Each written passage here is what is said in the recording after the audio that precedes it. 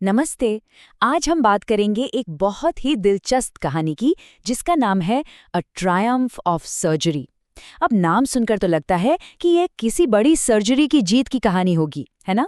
पर असल में ये कहानी है एक ऐसी मेहरबानी की जो जानलेवा भी हो सकती थी। पूरी कहानी का जो सार है वो इस एक सवाल में छिपा है कि क्या बहुत ज्यादा प्यार, मतलब हद से ज्यादा प्यार, जानलेवा हो सकता है।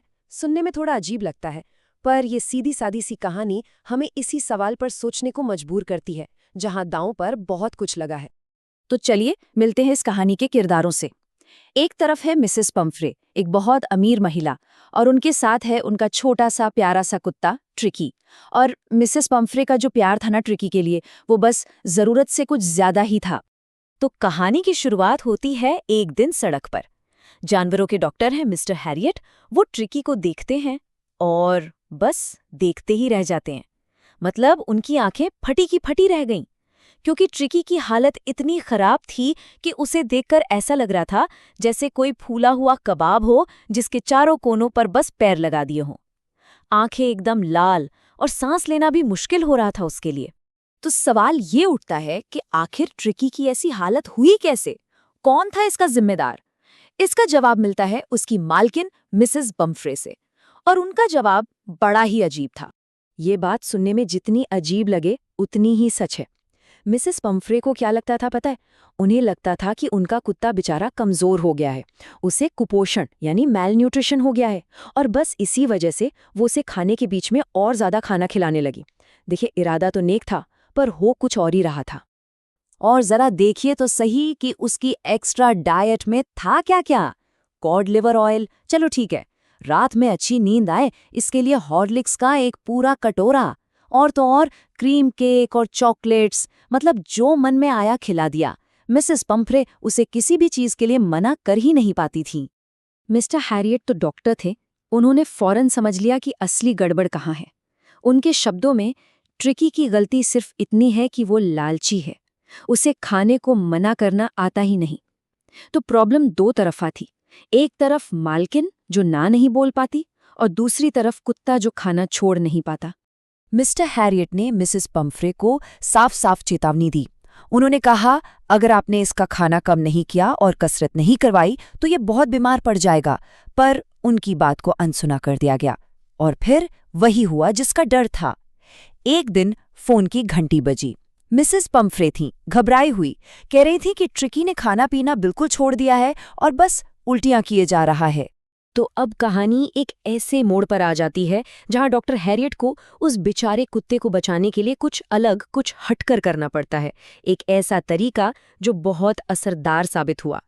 मिस्टर हैरियट का प्लान बिल्कुल सीधा साधा था।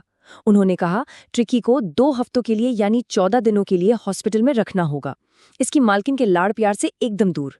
बस इतना सुनना था कि मिसेस पंफ्रे तो जैसे बेहोशी होने वाली थीं।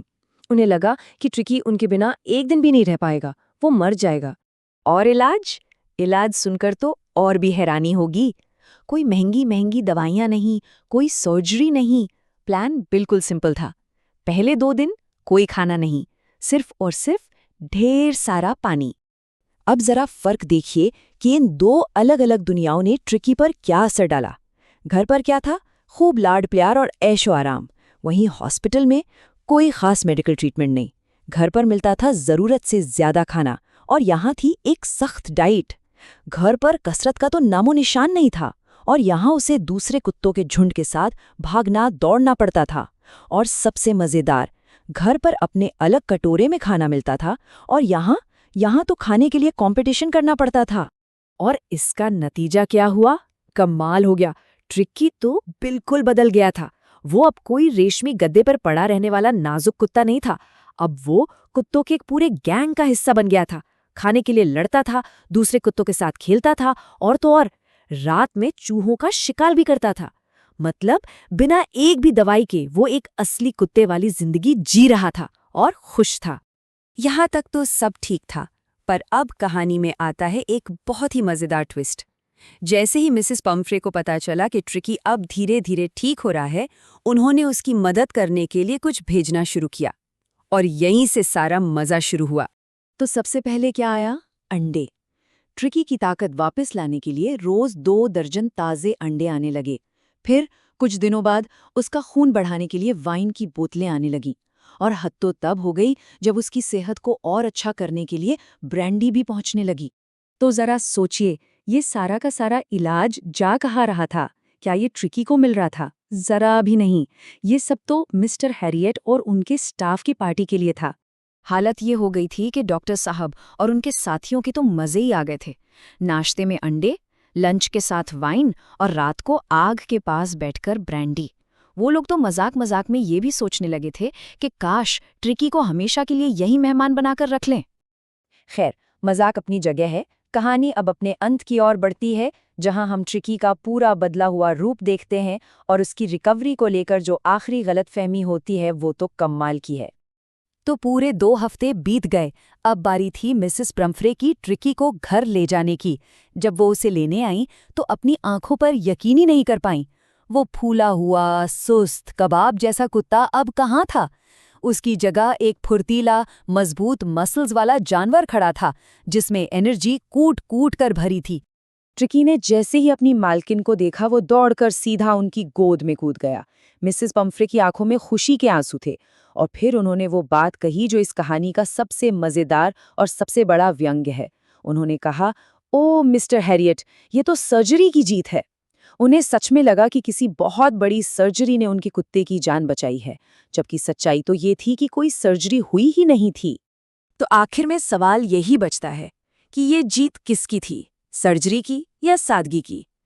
ये कहानी हमें बहुत साफ साफ दिखाती है कि कैसे कभी-कभी हमारे अच्छे इरादे भी, अगर उनमें समझदारी न हो, तो बहुत नुकसान कर सकते हैं। शायद सबसे असरदार इलाज हमेशा सबसे मुश्किल नहीं होता, बल्कि वो होता है जिसकी सच में ज़रूरत हो। और ये कहानी एक बहुत बड़ी बात याद दिलाती है कि प्यार भी जब ज़रूरत से ज़्यादा हो जाए तो वो प्यार नहीं रहता, जहर बन जाता है।